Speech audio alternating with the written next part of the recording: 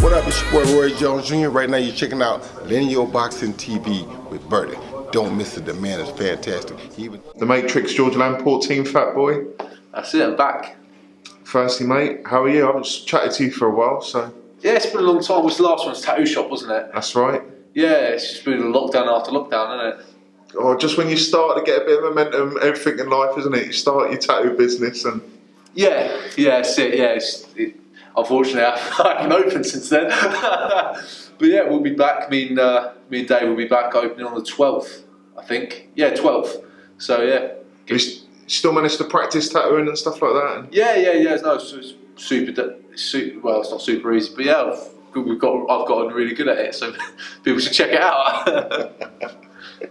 Before I start, I've got to say, have you seen the new esports boxing game? No. You haven't seen the trailer for that? No. Was it new Fight Night? It's nothing to do with Fight Night. It's esports. They're a completely sort of independent, indie sort of company, and they've started this. And they call themselves esports. I think it's esports boxing. Okay, so it's competitive gaming boxing then. Yeah, it's a company called esports. They're heading for a lawsuit. It's pretty. Not like the old Fight Night series and that. The game looks amazing. It looks amazing. I might have to check that out. Am I in it? Well, you could be. I feel like I deserve it. You could be one of them little add-on buys you get with a Power Ranger. Yeah, exactly. Yeah, intro. Pay DLC. Pay to be me. Don't know who'd want to do that, but yeah. So, what's been going on then, mate? Yeah, not much. In the boxing world, it's been very quiet because of COVID. We've had some good fight opportunities that just haven't happened because COVID, or one excuse we got was a political climate. They feared for my safety, so... A political cop, where was that? We were going to fight in Zimbabwe, and the little phone call was for a title and everything, for the international title. And we had a phone call from the guy who was organising it, Michael, I think his name was, and he said, yeah, it's like, dude, like, because of the political climate out here, it's not safe for you. And my first thought was like, I'll still do it. You know what I mean? Like, I've got nothing else to lose. What? Another chapter for the book, isn't it? Exactly. Yeah. I was like, well, you know, no one's killed me yet, so might as well. You know? Not even myself. So let's go. And cool. What a strange sort of experience that would have been out there, fighting out there. That would have been. You know what? I quite enjoy travelling to fight. You know, I spent most of my amateur days travelling to fight. Obviously, that's what you do. So I quite like going to places and seeing places and that. Like my dream, like if I'm going to fight out there, I want to stay for like a tribe. That'd be pretty cool. Do it proper. Yeah. Yeah, do it proper in the sticks. You know what I mean? In the sticks, like proper going back to basics. Yeah, like Carl Pilkington in like Idiot Abroad. Oh man, and what else? Any other news coming up at all, or? Yeah, so we managed to get a fight for May in the Czech Republic, so I'm travelling for that as well. Is that all done, is it? Is that ready to go? I don't have much information on it. It's mainly Johnny has information, but he tells me it's done, so we're prepared for that. I mean, I spent most of the past couple of months dropping weight because I was quite big when you saw me in a tattoo shop, and I've lost 30 kilos since then. So. Oh well, yeah, looking well.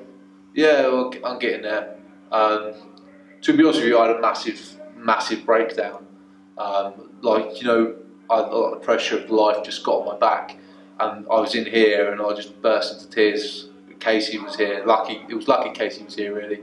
And yeah, I was bursting into tears, and I had to like, sort of admit to myself that I was having an issue. You know what I mean? It's been the hardest year ever. When you look back at this, they'll be teaching this about in schools and stuff. It's just been brutal, isn't it? It's been a brutal year. Do you know what? It amazes me how many people don't listen, and then other people who are like, it just annoys me when I go on Facebook and people go, oh well, Boris Johnson this and Boris Johnson that. Like, I just want people to realise, you know, how stupid you sound when you say. I've lost so many friends now on Facebook. I've just looked at what they've been posting, Yeah, I it's thought- completely stupid, mate. So I try and stay off social media. Yeah, that's it. That's it. Like I've been on social media less and less and less, just because it's. Do you feel better for it? Yeah, it's just full of idiots, mate. And I'm not putting people down. It's just generally full of course, idiots. of course. Everyone's got their own opinion. Everyone's got, but and you're entitled to your own opinion, right? But it's like I was saying, opinions are like arseholes, and unfortunately, some of them stink. And that's it, right? and everyone's got one. Someone goes to me like, the other day, like, because Boxing News printed an article about me and Boris Johnson during his campaign to become Prime Minister. So like I saw like linked in a weird way to Boris Johnson running in for Prime Minister. Some person like dug that up and messaged me, and they said, why would you like Boris Johnson? He's this, he's a racist, he's this, he's that. And I'm like, I don't actually fucking know Boris Johnson, right? Yeah, I saw him at a boxing show once. He watched me box. You do realise someone's on his campaign trail, like. Yeah, like Boxing News. Someone in Boxing News thought it was good timing because he was running for the story and he was running for Prime Minister. That's it. People like assume I'm like a Tory or stuff like that, and I'm not anything. You know what I mean? I don't believe in politics from the start. But it's just like people want to argue about stupid stuff. I think that's what we got now. That's like you said, everyone's entitled to their opinion, but some of it's so ill informed as well. They just get it off, and that's. Yeah, I'm a big believer, right? If you have an opinion, someone else can have theirs, right? Of course. So I can have the opinion that you're a moron, right? Doesn't mean I'm right. It's my opinion, right? And you can have the opinion that I'm a complete arsehole, but that's your opinion. It doesn't make you right. And what annoys me most in life, when you see people who have an opinion and then try to take away the opinions of others. Do you know what I mean? Of course. Like, I've been watching a program. It's called Hate Thy Neighbour, right? And it's actually really good. It's a comedian called Jamani. He travels the world and he goes like the KKK, the EDL, and stuff like that, and just interviews them and hangs around them for a week. And it's just like these people have their opinions, right? They're cool. They're allowed their opinions, right? It's not right. Their opinions, right? It's wrong. Then you have other people saying they can't have these opinions, and they can do what they like. You know what I mean? You can't take away someone's opinion just because it's wrong. And I fundamentally disagree with these people. I'm quite left in my views in the world, but you know, you can't go away taking away people's opinions, even though it's completely wrong. Because at the end of the day, what's their opinion really going to do to you? Nothing. You know what I mean? The world knows they're wrong, so let them have their wrong. And also, it seems like we've got a stage now we can't discuss it normally. That you can't actually sit down. If you've got a different opinion to someone else, you can't sit down and discuss it. Yeah, you just can't have that. You can't if even I told you the sky was green, you stand up and shout at me. That's how it works. Like, you know what I mean? I could say the sky is green, and I could believe I'm fundamentally right, but people are going to disagree with that, aren't they? You know what I mean? But yeah, that's where we're at. It's a strange time, isn't it, mate? But you feel better now, do you? Yeah, I feel better now. You know, I've been in the gym 3 or 4 days a week, which is, I think, is a big part of it for mentally. Obviously, because when the gym's nationwide shut down, I can still train, right? Because I'm a professional athlete, so I was an elite sportsman and can still train. But we closed down here, and it's just like I had a bad knee injury and couldn't run, couldn't do anything. Just slowed down from there because I'm so used to go like exercising and that. And like for me, running is like a way of venting my frustration. I'll go for a run, and like because I'm like in a world where I'm like, don't want to do this. Get all the frustration out. Like, you know, I hate Ted Cheeseman. I'm doing this because of him. You know what I mean? Going on to Ted Cheeseman, what amazing fight he had. Do you know what? The way I describe that fight to people with James Metcalf is brilliant fight to watch, right? But a terrible fight to be for them, because James Metcalf not going to be the same fighter after that. Ted Cheeseman has been in so many wars now that he's just not going to be the same. And I saw the beating, right, of Ted Cheeseman in that fight, because don't get me wrong, Cheeseman won the fight, and you know, congratulations to Cheeseman, you know, whatever else, but his boxing is just lackluster to me. It's a good fight because Metcalf came to fight. I think if you get someone in with Cheeseman who's going to make sure they box him for 12 rounds strong, I don't see him beating him. Same with Fowler, I don't see him beating him. But I'd like to see Fowler Cheeseman, because I think, you know, one of them will definitely end their career after that, and it makes my ride a bit easier. Yeah, they won't take a backward step, them two, will they? No, I think Fowler beats Cheeseman as well. Yeah. So that guy's just freakishly strong. Have you seen the size of him? Yeah, he's big. Ridiculous. Yeah. Like, he's all the same height, but he's like corner to corner in the ring. You know what I mean? It's ridiculous. I think he's training out in Lanzarote at the moment as well. He's a big guy. He's got with McGuigan as well, hasn't he? I think so. That's the thing. Do you see McGuigan's thing on MTK?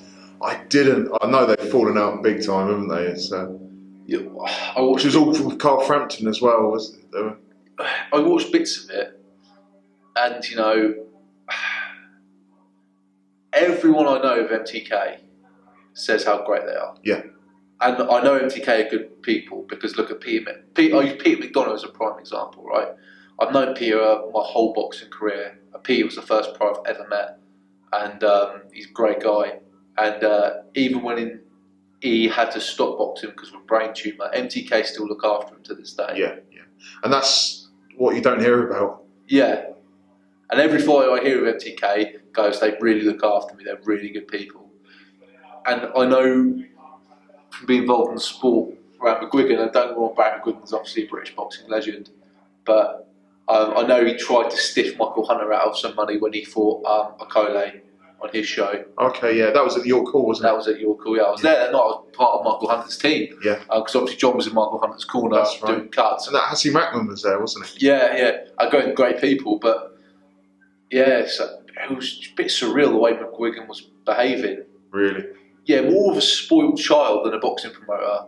And I don't mean that horribly. Obviously, again, I say McGuigan's a boxing legend, can act how he likes.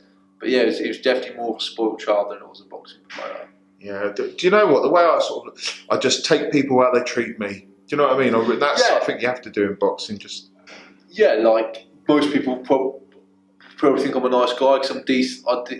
Some people who I'm not decent to probably hate me and say, "Oh, I'm alright," you know, so and so. But that's the way of life, you know. I treat people the way they treat me. If you treat me badly, I'm going to treat you badly back. That's yeah. And for me, boxing's hard enough. It's hard enough without. Do you know what? It is very hard sport, very rewarding. It's very risk-reward sport. Yeah. But I make boxing a little bit easier because I don't really watch boxing outside of like what I do. I only care about myself, and then I break boxing up with different stuff. So obviously, I have my tattoo shop that I run with Dave Woods. I have like video games I play constantly. I build Lego. And everything I do outside here has nothing to do with here. Then when I'm here, this is my outlet and stuff. I watch mega fights and stuff, like I watch Canelo Saunders, I watch Tyson Fury beat the crap out of AJ, and stuff like that, but most of the time it just doesn't bother me. Even when the Boxing News wrote about me, I wasn't that bothered. You know what I mean? That's a big thing. That's like one of the biggest sport magazines in the world writing about you, a whole page, and I wasn't even that bothered, you know what I mean? It's just like another day to me. Sometimes it's a good way of taking it though, isn't it? Because you take that pressure off yourself a bit. Yeah, just I'm just here to have a good time. You know what I mean? Everyone else here is fucking like, titles this, titles that. I'm just here to have a good time. You know what I mean? People must think I'm a bit mental. I'm just here to have a bit of fun. Who do you want next then? How far can you go, George? See, the how far can you go question is it's a hard question to answer because you've got to look at yourself from the perspective of a non-biased perspective.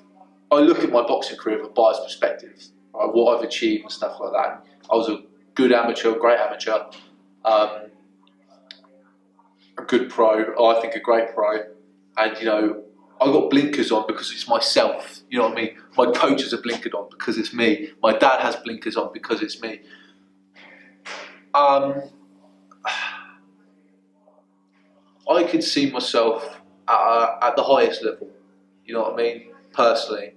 But to get to that highest level, you have to have people backing you. You have to have sponsors who are paying you regularly, making sure you can live and you can push to that highest level. Like I said, I do the sport because I enjoy it. It's a bit of fun for me, and that's the only reason I do it. The day I stop enjoying it, it's just not worth it anymore. And you do need a massive slice of luck, especially last year. Some boxers that have just really flourished in this COVID because they were Yeah. In the right place, right time. And Yeah, and they're not even technically that great. They were just on weight during COVID, and then boom, it's up for them. So it is a massive slice of luck. But you're going to see as well. What you're going to see is the influx in pro boxers in Britain, because all the amateurs that couldn't get fight are going to say fuck it, boom, straight to pro. You don't think there's going to be less pro boxers and people that? I think you're going to get an influx. Yeah. Obviously, some pros are going to knock it on the head and call it a day. Like Stemkowski retired 2-3 days ago, which was, probably a good move. He's had a good career and he's been on Sky, and thanks to him I got my name shouted out on Sky. And but another horrible thing is like when you see kids you beat in the amateurs on Sky now, like Yusuf Kamore was on the latest Sky show with on the undercard of Cheeseman. I looked at it, I was like, yeah, I like Yusuf, don't get me wrong, great guy, and after our fight we remained friends, but I thought, you bastard. Bit of jealousy, sort of watching him, thinking. Yeah. Listen, look, you just need that lucky shot, don't you? You just need that chance. Yeah, I just need to look Eddie Hearn dead in the eye and tell him I'm the man for him. You know what I mean? It's like Mackinson, right? Mackinson's on Sky now, and me and Mackinson are very similar to fighting styles. And I'd love to be on a show with Michael and be on a Sky show in general. Be on Frank Warren's show. We have been in contact with Frank Warren about possibly promoting me. So, but do you know what the thing is with you? Obviously, you can box. Don't know how far you'll go, but you have got. It's starting to sound like a Disney song. I can't sing, mate. I can't sing and dance, and I can't even act. So, but you've got that likability. You've got that style that people watch, and you've got something. Do you know what I mean? Drawing like I've got visions of you in the head coming in on a match from Eddie Hearn's back garden show, coming out as a Power Ranger to the Power Ranger. It's weird that you should mention that, because my next fight kit is generally Power Rangers. It's actually generally Power Rangers. I wouldn't doubt it for a second. But I think people love that. You know what I mean? People love the fact that it's crazy and it's a bit out there and I'm me. You know what I mean? Unique characters. Because you know what I get all the time? And sometimes it's really annoying. People say to me all the time, I would never think you were a gypsy or a traveller or something like that. Just what does that mean? Yeah, because of the way you are. Like, well, the way I am has nothing to do with it. Like I was bred a traveller, and I grew up as a traveller, and that will always be with me. Just because I decided I like some things different, and I like, Power Rangers, Dragon Ball Z, Lego. That's nothing to do with it. That's just me as a person. I just like that stuff. I'm like childish. Yeah. There's nothing like, what does a traveller look like to you? What do they sound like to you? And this is the sort of wall that I hope we can break down, is that everyone's different, you know what I mean? You've got so misconceptions, obviously, about education as well. You can't... Yeah, see, listen, I went to Wayne at the same school as you, right, which is weird, yeah. 2 years apart. Yeah, you were in year 11 when I was just starting. And listen, I was terrible at school. Right? I wasn't a bad kid. I was quite polite because obviously I was raised to be quite polite and thoughtful. But school just isn't for some people, right? School wasn't for me. I'll compare myself. I grew up with a girl called Melissa Humes, and she's incredibly smart, unbelievable. In school, she got 13 GCSE A stars, like unbelievable. Like she was like the top girl in the country, and some other kid did it as well. I think it was Chris Davies that both did it. And that's brilliant, right? They're going to go on and have fantastic jobs and fantastic life. But I didn't base my life around education. I based it on achieving dreams that I wanted to achieve. So my dream was to be a professional boxer, and then people would laugh at me. And then my dream was also to become a tattoo artist, and then people would laugh at me, say it's ridiculous. And then I pushed until I had the opportunities to fulfil my dreams, you know what I mean? I've worked jobs that I wasn't happy working. I used to work for Bank of America, hated every second of it. Did plumbing in college, hated every second of it, because it's not what I wanted to do. I wouldn't have been happy unless I got to achieve what I'm doing now. I think that's a massive... I think kids should be told that, because in school I was told, don't worry about your dreams, study to have a backup, and if your dreams don't work out, you've always got that backup.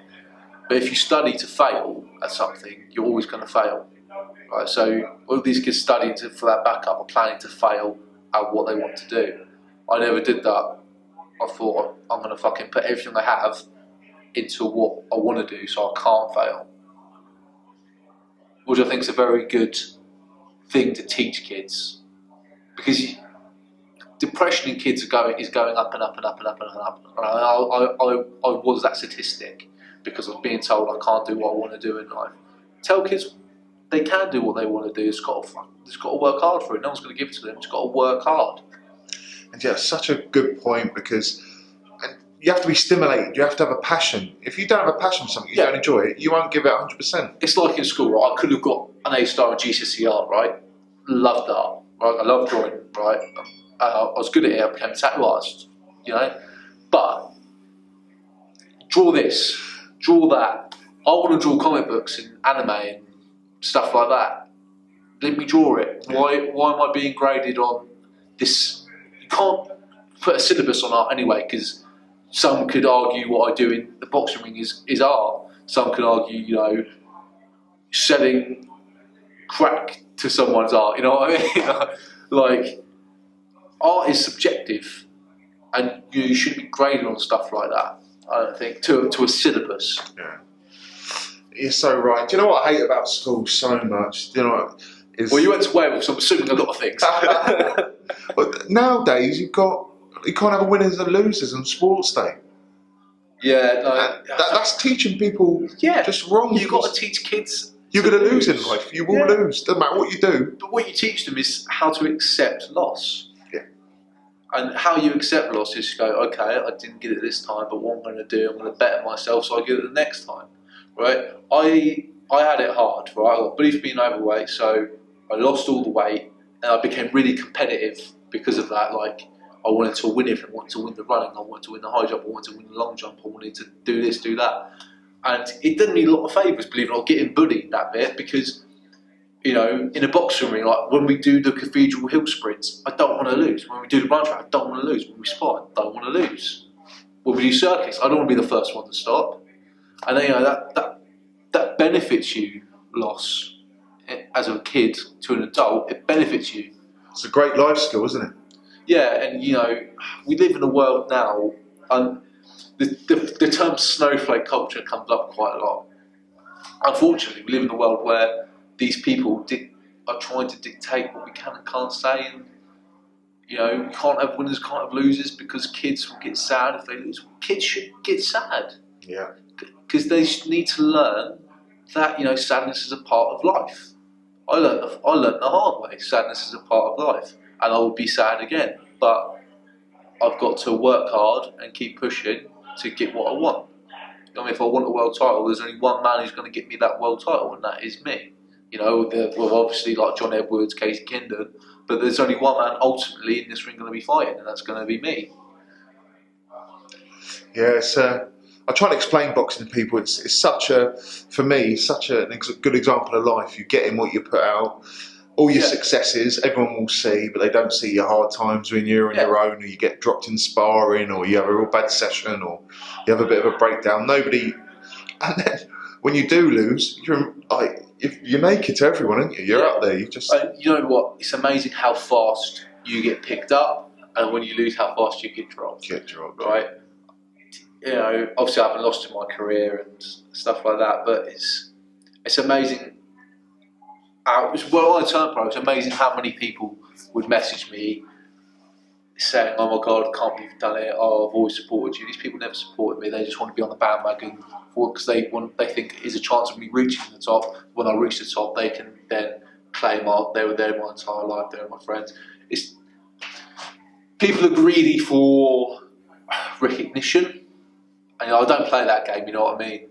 Yeah, I only talk to a few people from back in the day who actually did believe in me, and then I hang out with a select few people now who believe in me. I'm not a very social person anyway. I'm a bit of a miserable person. You know what I mean? I see the bad in people. You know what I mean? Listen, well, that's not a bad thing to have in boxing. You need people you can trust, don't you? Especially in this game. Yeah, I mean, I wouldn't be with John Edwards if I didn't trust him completely. Like John Edwards has my loyalty to the end. Matchroom could knock on my door, offer me £1 million contract tomorrow morning, and they say we'll give it you if you drop John Edwards. And I'd tell them they know where the door is, because there's also the thing: when does your loyalty become worth something? You know what I mean?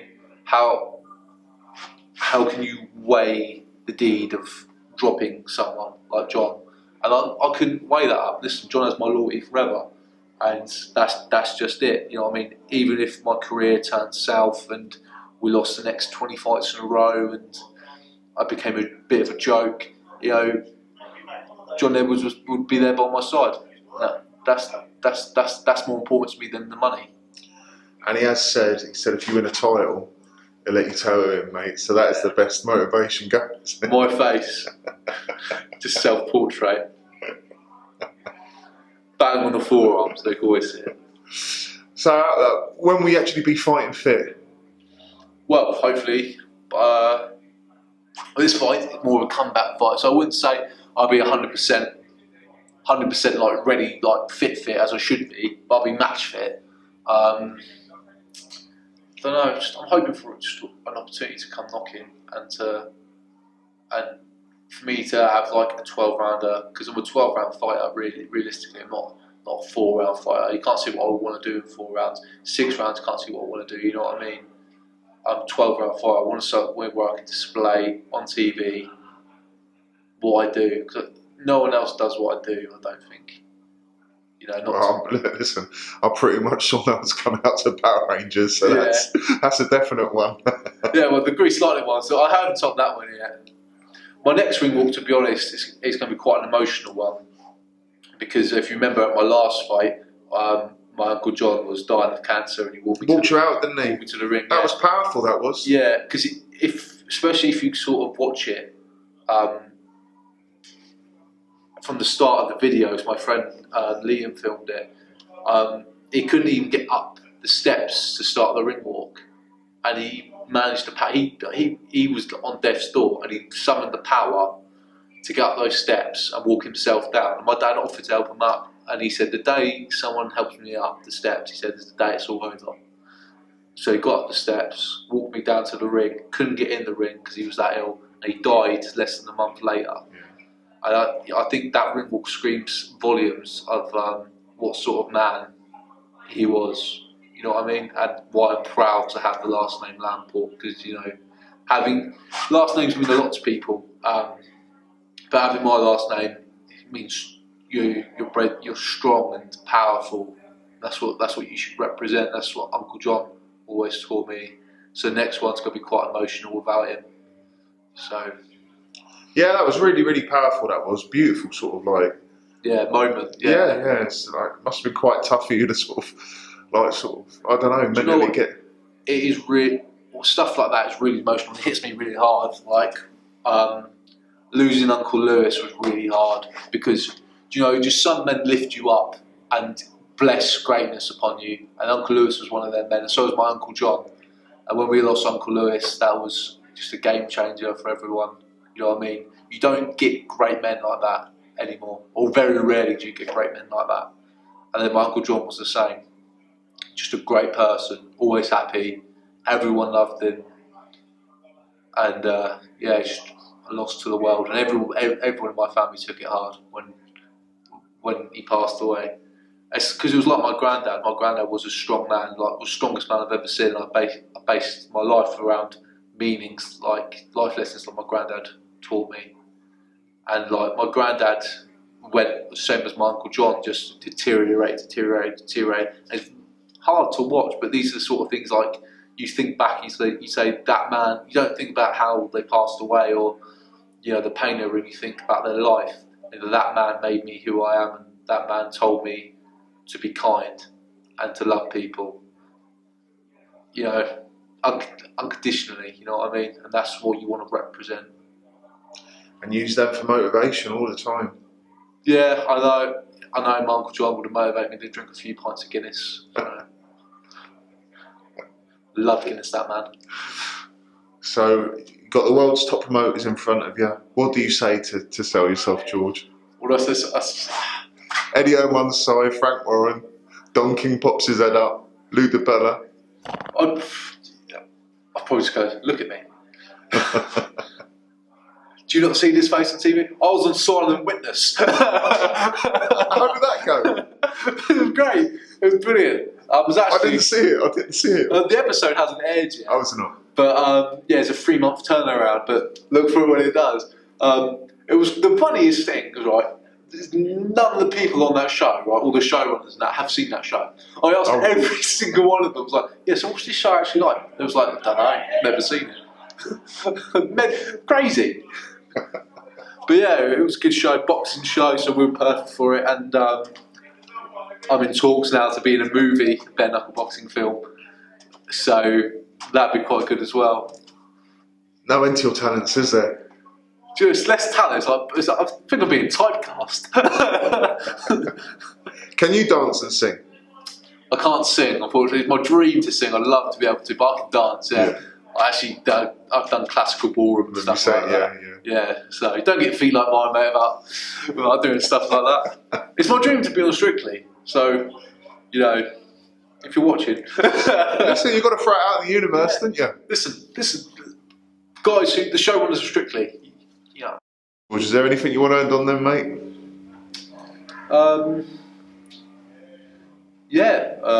Eddie Hearn, Ted Cheeseman, you know who to call. Frank Warren, don't really know who you've got, but you know, give me a call anyway. We'll talk about how you're doing, maybe a dinner date, and yeah, that's it really. James Metcalf, if you want to get back on the horse, I'll put you, knock you back off it. It's a big division, isn't it? Some great fights there. Yeah, it's got some great fights, but they don't intimidate me. I think that's what they see as well. I think some people see I'm not intimidated by fights, and then that's when people go, oh, you know what, he's actually not afraid. Probably avoid him. Because when you've got nothing to lose and you're not afraid, that's when you turn them over. That's what I've got, nothing to lose and I'm not afraid. Oh, George, what a great way to end it, mate. Great to catch up, mate. Yeah, it's always nice. A big year, mate. A big year. Hopefully get all this COVID fully out of the way and then we can start. There's some big shows coming up and then they're starting the small world shows again locally. They'll be really, really good. It'll be some good fights and hopefully get a bit of momentum in. Hopefully another show and all the shot or something, yeah. That's right. That was a great night, that was. That was right at the start of it. It was such a shame. It was sort of... Yeah, it's awful. I'm going to do another show in Aldershot, and I could sell that Princess all by myself. It's just a shame. We'll get there, mate. Yeah, we'll get there. What's your final message, George? Word of wisdom. Words of wisdom. If someone offers you drugs, don't take the drugs, but follow them home, because where there's drugs, there's cash.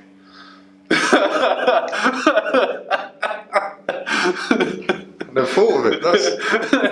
It's genius. That's growing up a farmer, that.